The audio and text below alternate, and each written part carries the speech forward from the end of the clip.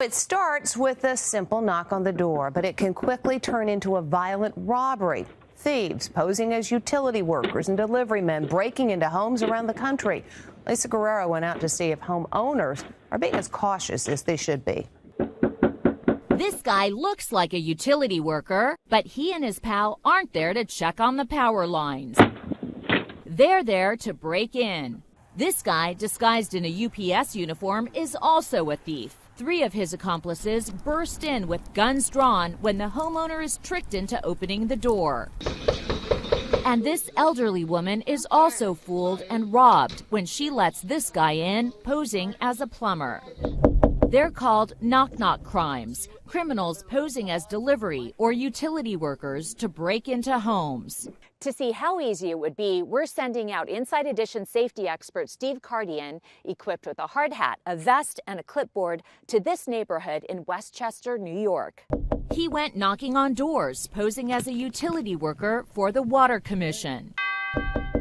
I'm with the Water Commission. I'm with the Water Commission. But actually, there's no such thing as the Water Commission. The agency doesn't exist. Watching in a car with me out front is Officer Jonathan Cromwell with the Mount Pleasant Police Department.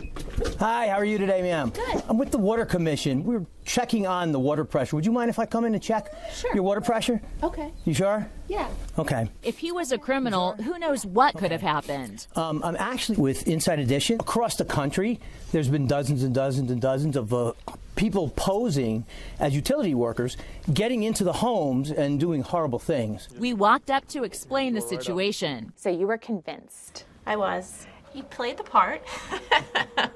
He had a hard hat on. Were you about to let him in your house? I was. At this house, the homeowner actually came outside to greet us. I was wondering if I could come in and check your water pressure to make sure that you're not having a problem. Okay. You don't mind? No. Okay. Once again, no problem getting inside. So in this case, this person did the wrong thing and not only came out of her house, but invited him right into the house without asking for any kind of ID. So you were actually going to let him in? I was. This elderly woman also opened the door without thinking twice. Oh, my goodness. We've had some major water pressure problems here, and I was wondering if I could come in. So you actually thought, though, that he looked convincing? Oh, absolutely. Most people are trusting. And that's why we're doing this story. You caught me in this one. I'm glad you did. I will be much more careful. Not everyone was as trusting. I'm with the Water Commission. We've had reports of excessive water pressure. I was wondering if I could come in and just test your pressure. Sure. But then he says this.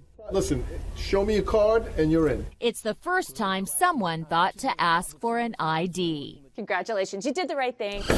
Hi. The woman at this home was also concerned. I'm with the Water Commission. I was wondering if I could come in and check your water pressure. Not right now.